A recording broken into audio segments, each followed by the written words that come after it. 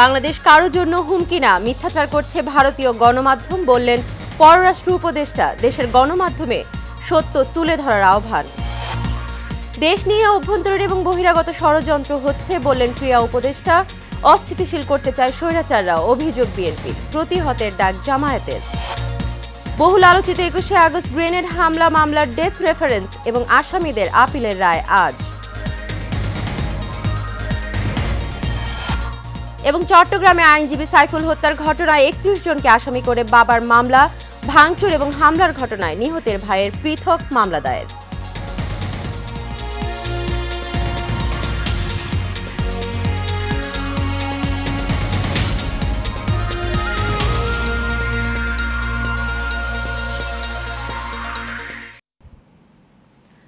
স্বাগত এশিয়ান নিউজে। এতক্ষণ শুনছিলেন বিআরবি কেবল ইন্ডাস্ট্রিজ লিমিটেড সংবাদ শিরোনাম। আপনাদের সঙ্গে রয়েছি আমি অরণ্যবীতি ইউনুস। এবারে চলে যাব পুরো খবরে। গত 15 বছরে ভারতের সব অমীমাংসিত ইস্যু সমাধান করা হলেও বাংলাদেশের গুলোকে প্রাধান্য দেওয়া হয়নি বলে জানিয়েছেন পররাষ্ট্র উপদেষ্টা তৌহিদ হোসেন। গতকাল দুপুরে রাজধানীর নর্থ সাউথ বিশ্ববিদ্যালয়ে আয়োজিত বাংলাদেশ ভারত সম্পর্ক, প্রত্যাশা, প্রতিবন্ধকতা ও ভবিষ্যৎ বিষয়ক এক সেমিনারে তিনি এই কথা বলেন। পররাষ্ট্র উপদেষ্টা বলেন, বাংলাদেশ কারো জন্য হুমকি না, কেউ আমাদের জন্য হুমকি হোক সেটা চাই না। গত 5 আগস্টের পর ভারতের সঙ্গে সম্পর্কের রূপ বদলেছে। বর্তমান বাংলাদেশের উদ্বেগগুলো ভারত তেমন গুরুত্ব দেয়নি, দিলে পরিস্থিতি এমন হতো না বলেও দাবি করেন তৌহিদ হোসেন।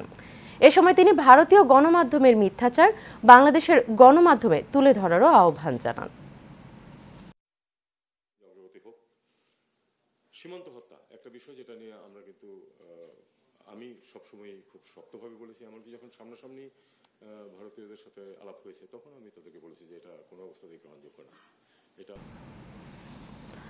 বহিরাগত শক্তি নয়, জনগণের ম্যান্ডেটই হবে ক্ষমতায় আসার একমাত্র অবলম্বন বলে মন্তব্য করেছেন যুব ও ক্রীড়া মন্ত্রণালয় এবং স্থানীয় সরকার, পল্লী উন্নয়ন এবং সমবায় মন্ত্রণালয়ের উপদেষ্টা আসিফ মাহমুদ সজীব ভূঁইয়া। তিনি বলেন, বর্তমান বাংলাদেশের পরিস্থিতিতে অনেক ধরনের অভ্যন্তরীণ এবং বহিরাগত ষড়যন্ত্র হচ্ছে। নিজ জন্মভূমিতে গণসংবর্ধনায় তিনি কথা বলেন। কুমিল্লার মুরাদনগরে ডিআর সরকারি হাই স্কুল মাঠে এক গণসংবর্ধনার আয়োজন করে মুরাদনগরবাসী। ক্রেস্ট এবং সম্মাননা অনুষ্ঠান শেষে 35 জন শহীদ পরিবারের মাঝে অর্থ সহায়তা দেয়া হয়।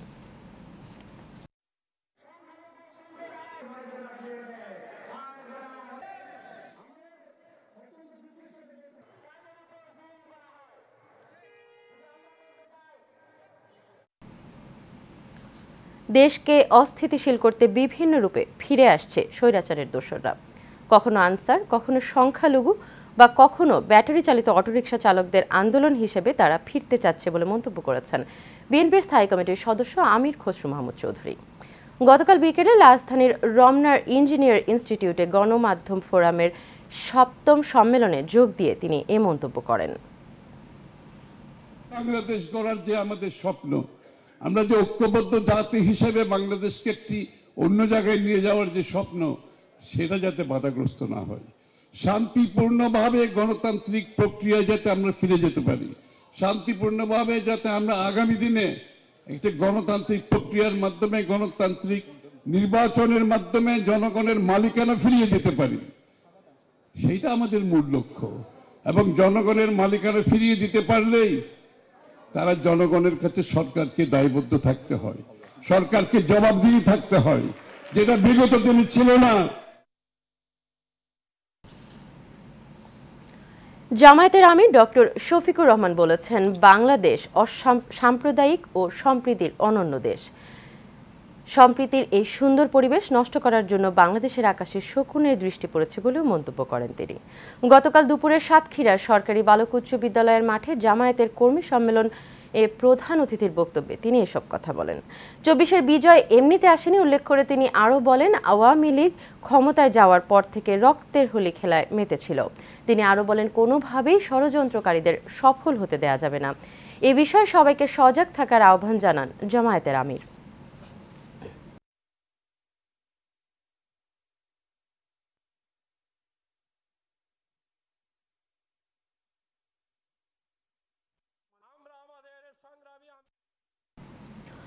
বহুল আলোচিত ২১শে আগস্ট গ্রেনেড হামলার মামলার ডেথ রেফারেন্স এবং আসামিদের আপিলের রায় ঘোষণা করা হবে আজ।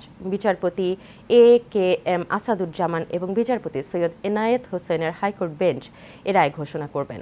গতকাল আসামিপক্ষের আইনজীবী মোহাম্মদ শিশির মনি বিষয়টি নিশ্চিত করেছেন। ২০১৮ সালের ১০ অক্টোবর ২১শে আগস্ট গ্রেনেড হামলা এবং হত্যা মামলায় সাবেক স্বরাষ্ট্র প্রতিমন্ত্রী লুৎফুজ্জামান বাবর, সাবেক উপমন্ত্রী আব্দুস সালাম পিন্টু সহ ১৯ জনকে ফাঁসি এবং বিএনপির senior vice chairman Tarique Rahman, Begum Khaleda জিয়ার রাজনৈতিক সচিব হারিস চৌধুরী, বিএনপির নেতা কাজী শাহ মোয়াজ্জেম হোসেন কায়কোবাদ সহ ১৯ জনকে যাবজ্জীবন কারাদণ্ড দেন বিচারিক আদালত।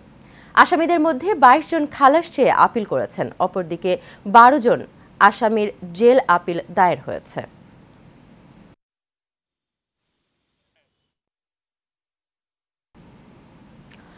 রাজধানীতে গুমের শিকার কয়েকটি পরিবারের সাথে সময় কাটিয়েছেন বিএনপির ভারপ্রাপ্ত চেয়ারম্যান, মানবাধিকার বিষয়ক উপদেষ্টা ও দেশমাতা ফাউন্ডেশনের প্রধান সমন্বয়ক ব্যারিস্টার আবু সায়েম।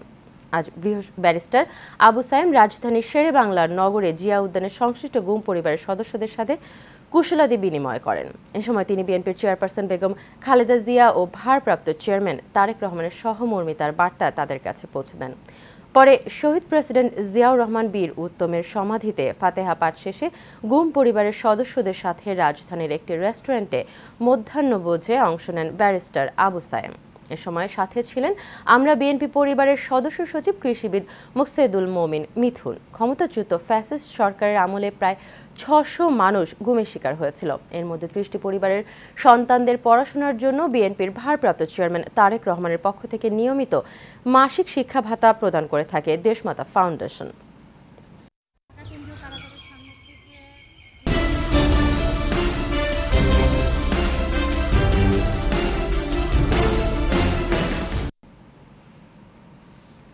গাজীপুরের কালিয়াকৈরে ছাত্র জনতার গণ অভ্যুত্থানের সকল শহীদদের রুহের মাগফিরাত, বেগম খালেদা জিয়া এবং গণ অভ্যুত্থানের আহতদের সুস্বাস্থ্য এবং দীর্ঘায়ু কামনায় দোয়া মাহফিল এবং উঠান বৈঠক অনুষ্ঠিত হয়েছে। কালিয়াকৈর উপজেলার মধ্যপাড়া ইউনিয়ন পরিষদের সামনে মধ্যপাড়া ইউনিয়নের বিএনপির অঙ্গ ও সহযোগী সংগঠনের আয়োজনে এই দোয়া মাহফিল এবং উঠান বৈঠক অনুষ্ঠিত হয়। আব্বাস উদ্দিন শিকদারের সঞ্চালনায় শফিকুল আলমের সভাপতিত্বে প্রধান অতিথি হিসেবে উপস্থিত ছিলেন গাজীপুর জেলা বিএনপির সাংগঠনিক সম্পাদক ডক্টর ব্যারিস্টার চৌধুরী ইশরাক আহমেদ সিদ্দিকী। এ সময় আরও উপস্থিত ছিলেন অ্যাডভোকেট আব্দুল খালেক, গাজীপুর জেলা যুবদলের যুগ্ম আহ্বায়ক নজরুল ইসলাম সহ বিএনপির বিভিন্ন অঙ্গ সংগঠনের নেতাকর্মীরা।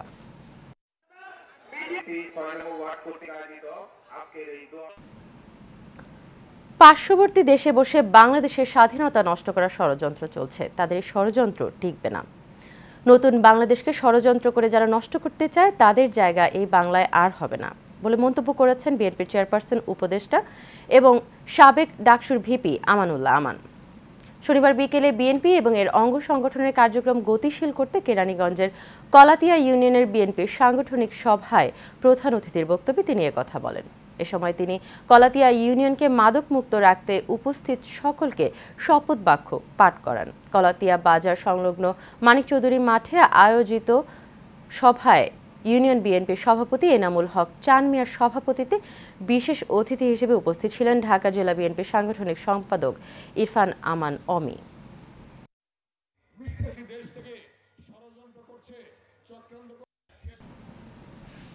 ঢাকার দোহারে লায়ন্স ক্লাবের উদ্যোগে দিনব্যাপী বিনামূল্যে চক্ষু চিকিৎসা সেবা, চশমা এবং ওষুধ প্রদান করা হয়েছে। উপজেলার নয়াবাড়ির হাতনি সরকারি প্রাথমিক বিদ্যালয়ে দিনব্যাপী কর্মসূচি প্রায় ১,০০০ রোগীকে বিনামূল্যে সেবা প্রদান করা হয়। এর মধ্যে যে সকল রোগীদের চোখে ছানি অপারেশনের প্রয়োজন রয়েছে তাদেরকে ঢাকায় নিয়ে ঢাকা লায়ন্স চক্ষু হাসপাতালে বিনামূল্যে অপারেশন করানোর কথা জানান আয়োজকরা। লায়ন্স ক্লাব অব ঢাকা রোজের মুখ্য উপদেষ্টা ও ঢাকা জেলা বিএনপির সভাপতি লায়ন্স খন্দকার আবু আশরাফের সার্বিক সহযোগিতায় অনুষ্ঠানে উপস্থিত ছিলেন বাংলাদেশ লায়ন্স ফাউন্ডেশনের chairman A.K.M. Rezaul Haque, Lions ক্লাবের জেলা গভর্নর প্রকৌশলী মোহাম্মদ সেলিম মিয়া সহ আরও অনেকে।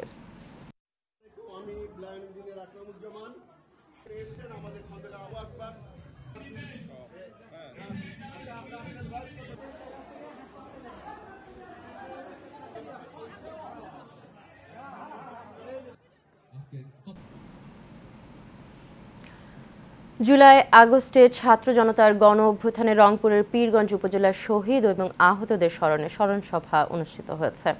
উপজেলা নির্বাহী অফিসারের সম্মেলন কক্ষে উপজেলা নির্বাহী অফিসার খাদিজা বেগমের সভাপতিত্বে এই আয়োজন করা হয়। এছাড়া উপস্থিত ছিলেন শহীদ আবু সাইদের বাবা মকবুল হোসেন, শহীদ সোহাগের বাবা মা সহ রংপুর জেলা বিএনপির আহ্বায়ক সাইফুল ইসলাম, বাংলাদেশ মজলিসুস মুফাসসিরিন পরিষদের সেক্রেটারি জেনারেল এবং জামায়াত নেতা মাওলানা নুরুল আমিন সহ আরও অনেকে।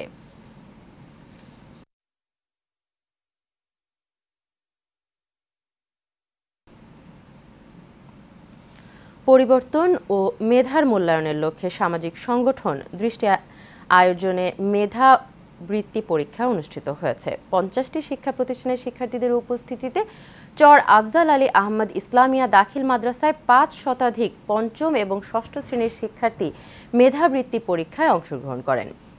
পরীক্ষা পরিদর্শন করেন দৃষ্টি মেধাবৃত্তি পরীক্ষার চেয়ারম্যান শাহ মোহাম্মদ ফয়সাল, বৃত্তি পরীক্ষার সহ সভাপতি আলতাফ হোসাইন সহ অন্যান্যরা।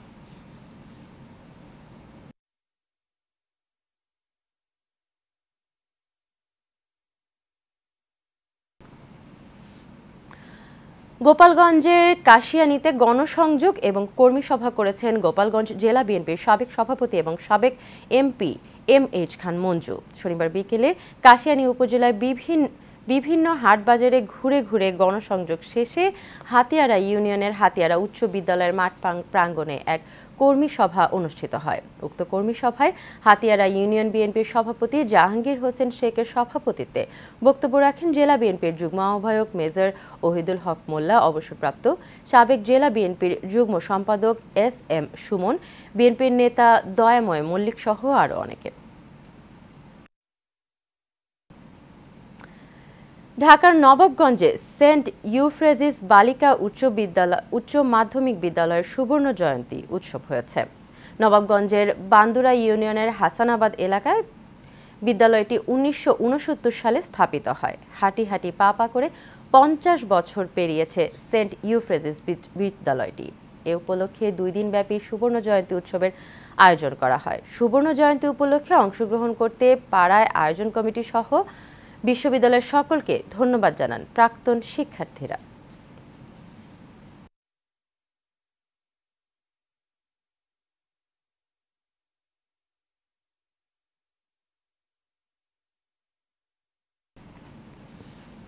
গাজীপুরের শ্রীপুরে মসজিদে ঢুকে দাতা পরিবারের ওপর হামলার প্রতিবাদে সংবাদ সম্মেলন অনুষ্ঠিত হয়েছে।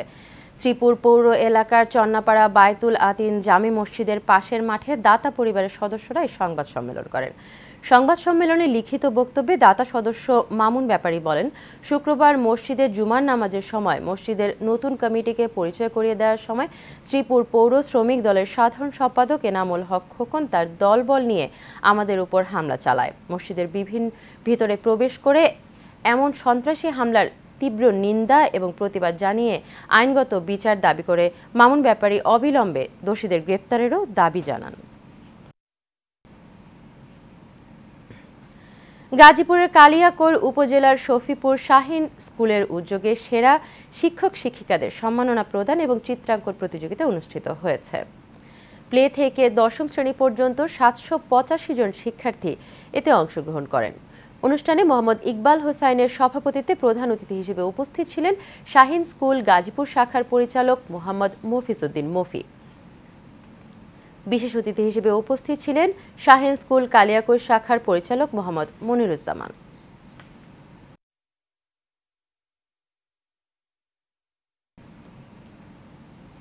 গাইবান্ধার সুন্দরগঞ্জে বাংলাদেশ জামায়াতে ইসলামের উদ্যোগে উপজেলার বামনডাঙ্গা আব্দুল হক ডিগ্রি কলেজ মাঠে কর্মী সমাবেশ এবং আলোচনা সভা অনুষ্ঠিত হয়েছে। উক্ত সমাবেশে জামায়াতে ইসলামের কর্মী সমর্থকদের ঢল নামে। হারুনুর রশিদ এবং রাশেদুল ইসলাম বাবু সঞ্চালনায় অধ্যাপক আবুল কাশেমের সার্বিক সহযোগিতায় উক্ত সভায় প্রধান অতিথি হিসেবে উপস্থিত ছিলেন গাইবান্ধা জেলা জামায়াতের আমির জননেতা আব্দুল করিম সরকার। অনুষ্ঠানের শেষে বিগত আওয়ামী লীগ সরকারের আমলে জামায়াতের যে নেতাকর্মীদের হামলা মামলার অত্যাচার নির্যাতনের শিকার হয়েছে তাদের ফুল দিয়ে সংবর্ধনা দেওয়া হয়। এই আশাবাদ ব্যক্ত করছি এবং আমরা আমাদের নিজেদেরকে আত্মগঠনের মাধ্যমে আল্লাহর একজন সৈনিক হিসেবে নিজেদেরকে কবুল করার জন্যই আজকে আমরা এই ময়দানে এসেছি। গাজীপুরের কালিয়াকৈর মেধা যাচাই বৃত্তি অ্যাসোসিয়েশনের উদ্যোগে আয়োজিত বিভিন্ন স্কুলের প্রায় 400 শিক্ষার্থীদের নিয়ে মেধা যাচাই বৃত্তি পরীক্ষা 2024 অনুষ্ঠিত হয়েছে। উপজেলার বারৈপাড়া আফাজউদ্দিন মোল্লা স্কুল অ্যান্ড কলেজ কেন্দ্রে এই বৃত্তি পরীক্ষা অনুষ্ঠিত হয়।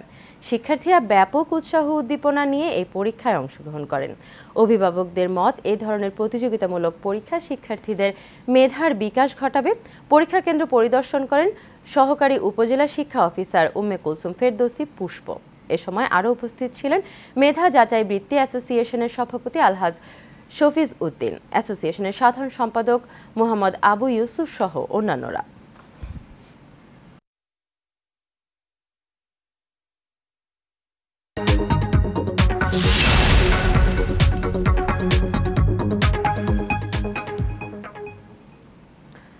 গ্লোবাল ইলেকট্রনিক্স ব্র্যান্ড ওয়ালটনের সঙ্গে যুক্ত হলেন অভিনেতা সিয়াম আহমেদ।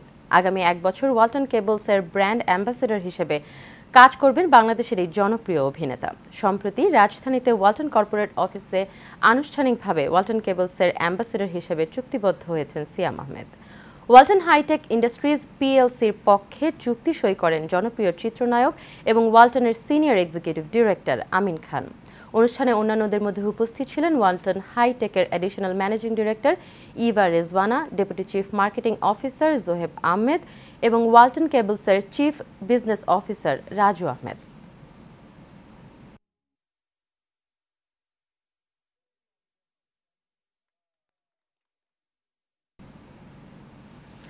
শিক্ষার্থীদের আর্থিক জ্ঞান বাড়ানো এবং অর্থ ব্যবস্থাপনার গুরুত্ব সম্পর্কে তাদের সচেতন করার লক্ষ্যে গাজীপুরের আইএফআইসি ব্যাংক শফিপুর শাখার উদ্যোগে আর্থিক সাক্ষরতা কর্মসূচি অনুষ্ঠিত হয়েছে। কালিয়াকৈর উপজেলার শফিপুর খাজা বদরুদ্দোজা সাউথ ব্রিজ স্কুলে এই কর্মসূচি এবং শিক্ষার্থীদের আর্থিক জ্ঞান বাড়ানোর সচেতনতামূলক অনুষ্ঠানের আয়োজন করা হয়। কর্মসূচিতে প্রধান অতিথি হিসেবে উপস্থিত ছিলেন খাজা বদরুদ্দোজা মডার্ন হাসপাতালের পরিচালক ডক্টর মোহাম্মদ বখতিয়ার। এ সময় আরও উপস্থিত ছিলেন মোহাম্মদ রুহুল আমিন, আইএফআইসি ব্যাংকের শফিপুর শাখার শাখা ব্যবস্থাপক মোহাম্মদ শাহরিয়ার বুলবুল। অতিথিরা বক্তব্যে সঞ্চয়ের অভ্যেস গড়ে তোলার এবং ভবিষ্যৎ পরিকল্পনার জন্য আর্থিক সাক্ষরতার গুরুত্ব তুলে ধরেন।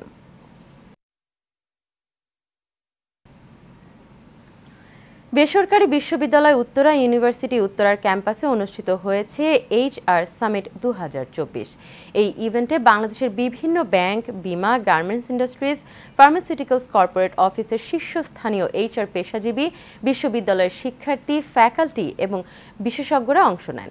সামিটের শুরুতে কি নোট স্পিকার হিসেবে বক্তব্য রাখেন ICDDRB এর head of HRM professor doctor Mosharraf Hossain. এবারের আয়োজনের মূল মন্ত্র ছিল industry academia collaboration and roles of universities for creating industry standard graduates.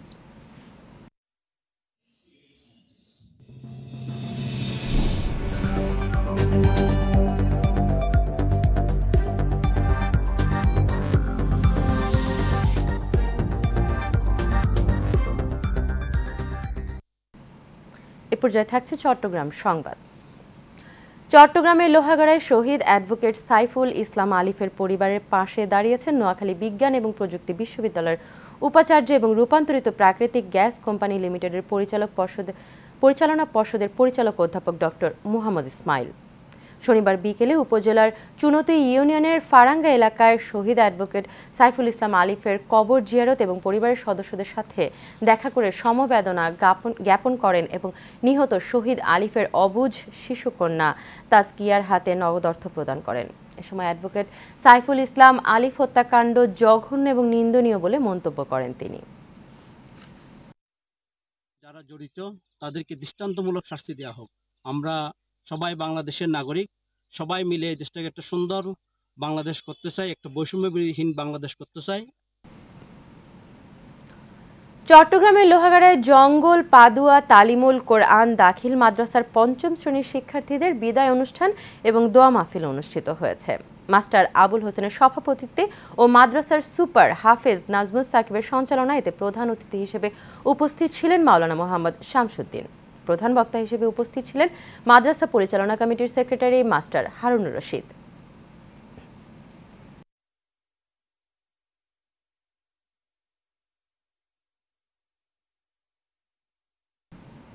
চট্টগ্রামের ফটিকছড়িতে বাংলাদেশ জামায়াতে ইসলামী নাজিরহাট পৌরসভার আয়োজনে দীর্ঘ ১.৫ যুগ পর আগামী ২ ডিসেম্বর অনুষ্ঠিত হতে যাচ্ছে সিরাতুন নবী সাল্লাল্লাহু আলাইহি ওয়াসাল্লাম মাহফিল।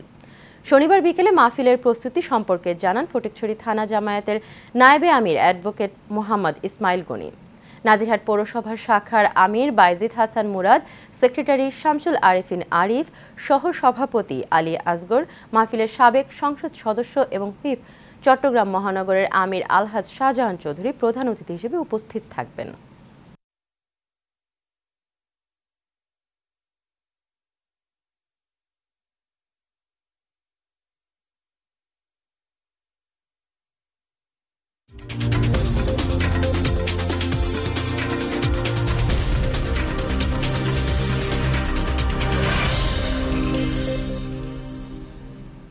খেলার খবর।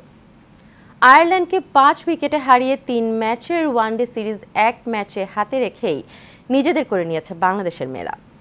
মিরপুরের শেরেবাংলা স্টেডিয়ামে ম্যাচটি অনুষ্ঠিত হয়। টস জিতে আগে ব্যাটিং করে টাইগ্রেস বোলারদের নিয়ন্ত্রিত বোলিংয়ে ৬ উইকেটে হারিয়ে ১৯৩ রান সংগ্রহ করতে সক্ষম হয় আইরিশরা। দলের হয়ে সর্বোচ্চ ৬৮ রানের ইনিংস খেলেন অ্যামি হান্টার। জবাবে বাংলাদেশ ৫ উইকেট এবং ৩৭ বল হাতে রেখেই জয়ের বন্দরে পৌঁছে যায়। বাংলাদেশের হয়ে ফারজানা হক ৫০ রান করেন। এ জয়ে ৩ ম্যাচের ওয়ানডে সিরিজটি ১ ম্যাচ আগেই নিজেদের করে নেন। এখন লক্ষ্য শেষ ওয়ানডেতেও জয় তুলে নিয়ে আয়ারল্যান্ডের মেয়েদের হোয়াইট ওয়াশ করা, সেই সঙ্গে সরাসরি ওয়ানডে বিশ্বকাপে অংশগ্রহণ নিশ্চিত করা।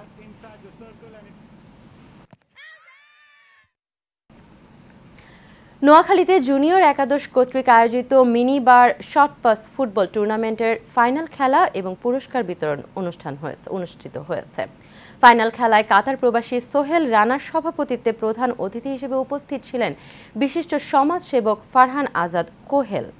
এছাড়াও শান্ত ক্লাব সভাপতি আলতাফ হোসাইন, রায়হানুর রশিদ, রশিদ উদ্দিন আব্বাস, ওমর ফারুক, কামাল উদ্দিন ওসমান সহ অনেকেই উপস্থিত ছিলেন। ফাইনাল খেলায় কাজীপাড়া ক্লাব বনাম শান্ত ক্লাব নির্ধারিত সময়ে গোলশূন্য ড্র হয়েছে। পরে টাই ব্রেকারে ৩-২ গোলে শান্ত ক্লাবকে হারিয়ে কাজীপাড়া অলস্টোন চ্যাম্পিয়ন হয়েছে।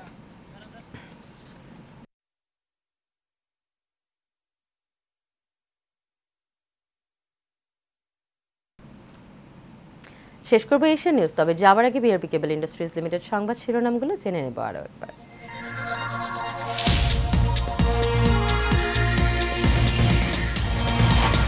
বাংলাদেশ কারো জন্য হুমকি না, মিথ্যাচার করছে ভারতীয় গণমাধ্যম, বললেন পররাষ্ট্র উপদেষ্টা। দেশের গণমাধ্যমকে সত্য তুলে ধরার আহ্বান।